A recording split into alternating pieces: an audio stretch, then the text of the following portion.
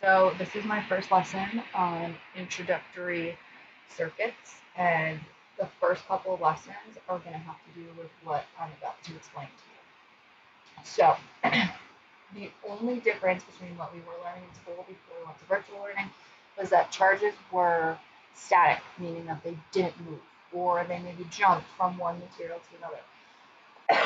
And now we want to find out like what pushes electricity, what can create a push that allows charges to flow that can create electricity as we know it essentially.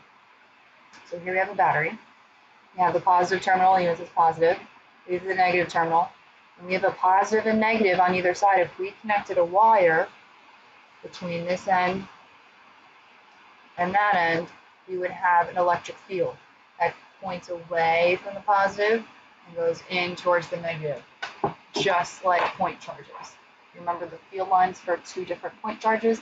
A positive charge, like a proton, you have electric field lines pointing outward. And then for a negative charge, like an electron, you have electric field lines pointing inwards, in towards that charge. So the idea is that we have an electric field that gets created when a conducting material like metal can carry this current, this charge flow, and the battery is what gives it potential energy. And that's a crucial thing to know. So similar to how a hill, right, a mountain has a height, and that provides a ball, let's say, the ability to roll down that hill to the bottom. Let's say the bottom is our zero mark. The same exact thing with the battery, essentially. We are giving the electrons that are inside of this wire the potential to roll down, the potential to flow. So similar to gravitational potential energy, we have a battery. So now this battery, and the only difference is that we don't call it potential energy anymore, we call it voltage. That's what it's called in circuits. So voltage is what pushes charge to flow from positive to negative. Now when we discovered electricity and started coming up with circuit diagrams and ways to represent the flow of charge, we realized, and we previously thought, that positive charge protons were the things that moved because of the field lines. But we know that's not true. What's the only part of an atom that can move that we've explored? Electrons. Exactly. Very teaching a Blue's Clues episode. So we didn't discover the fact that electrons were the things that move, that jump from orbital, from one atom to another orbital, until after we discovered electricity. So that's why we call the current that flows from positive to negative conventional current. And that letter starts with an I. So conventional current we represent with an I, a capital I, that's the variable,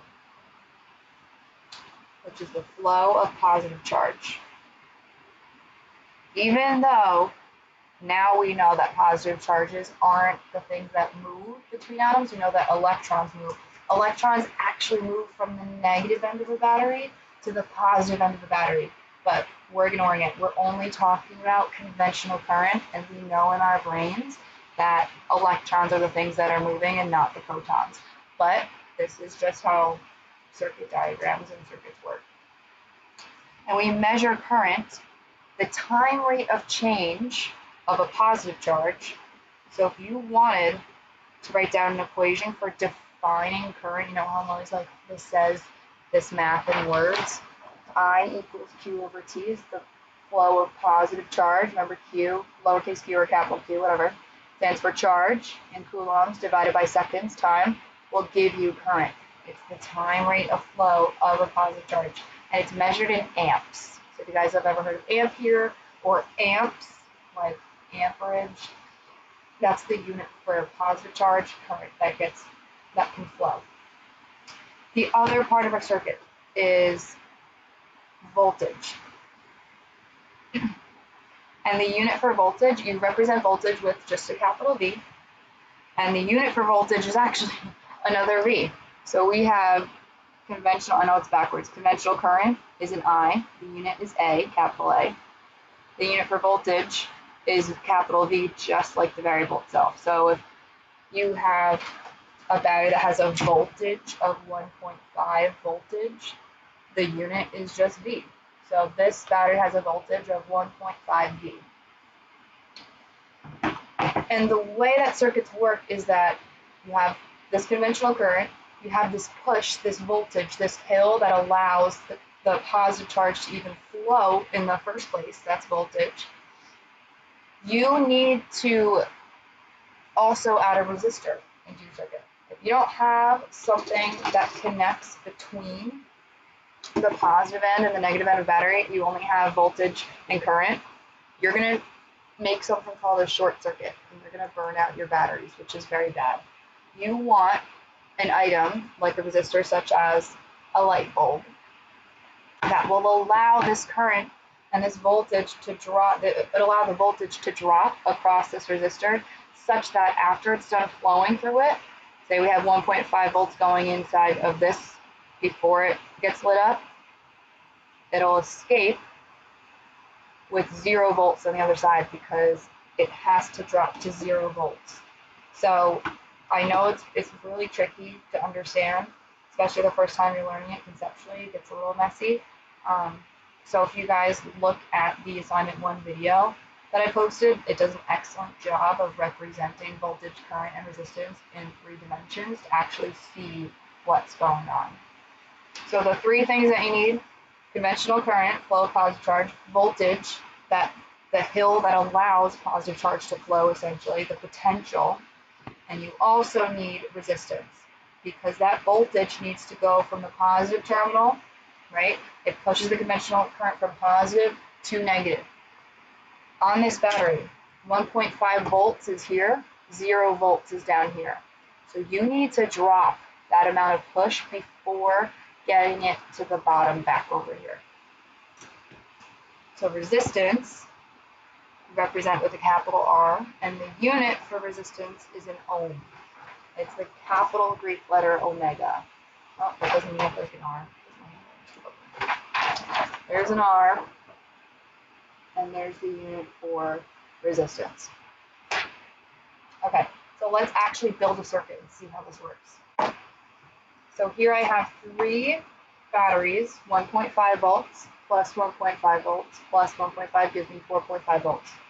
I'm going to hook up the positive end, this red alligator clip, to the positive end. This positive end is actually touching that metal, so I can actually connect it onto this next spring right next to it, which is kind of convenient and nice. That's why we like these little battery pack things. It's easy to see. And then, so I don't have a closed circuit right now. All I have is 1 wire with nothing. If I were to clip this onto the light bulb, it doesn't light up. Why? Because the circuit isn't closed yet. You need to allow this conventional current to drop voltage back to 0 in order for current to flow. They're all related to each other. So if I take another alligator clip, connect it to the other side, you gotta make sure the bulb is touching the metal on the bottom because you need that current to flow through the bulb, through the filament. I'm gonna connect this negative end to the negative end of this first battery, which is right here, positive, negative. If I put that there, I should see a closed circuit, and my light bulb should light up.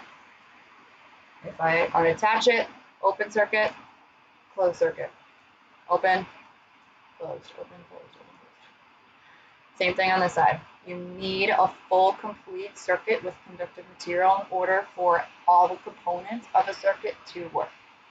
So what's happening is all this 4.5 volts is flowing into this battery.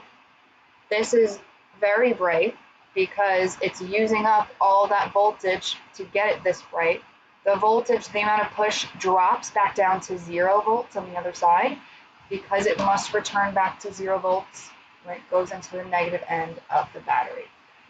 Now what would happen if I put 2 light bulbs in a series with one another? Let's see. Actually, I'll leave that for the next video. So we'll explore. So this is, if you just have 1 light bulb in a simple circuit like this, it's literally called a simple circuit. So if you just want to, if you type in on Google simple circuit or YouTube simple circuit videos, that this is literally what defines a simple circuit. You can tell if a circuit is open or closed. If the light bulb lights, you're good. If it doesn't light, it's an open circuit. What else do I want to tell you for this lesson? Oh, Ohm's law. So what relates all of these variables to one another, current, voltage, and resistance, is Ohm's law. Ohm's law says that the voltage equals the current times the resistance. Voltage equals current times resistance. Another way to write this, kind of like, how F equals ma, whenever we're comparing acceleration and mass, we get acceleration on one side and get mass on the other. I want to rearrange Ohm's law to get I on one side and R on the other, to show an inverse relationship. So if I equals V over R, as V increases, I is going to increase. In order to increase the current or the voltage of a circuit, they're directly related. So I and V share a direct relationship, while R and I share an inverse relationship. So under your notes, if you want to write I goes up as V goes down, I goes up, V goes up. As I goes up, R goes down. So I and V have a direct relationship, and I and R have an indirect or inverse relationship. So as I goes up, V goes up because V is in the numerator. And then as I goes up, R must go down because R is in the denominator. Inverse relationship, direct relationship. And that's how these three variables are able to work. If one of them equals 0, what will happen? Do you think you'll have a circuit? Nope. Bye, guys.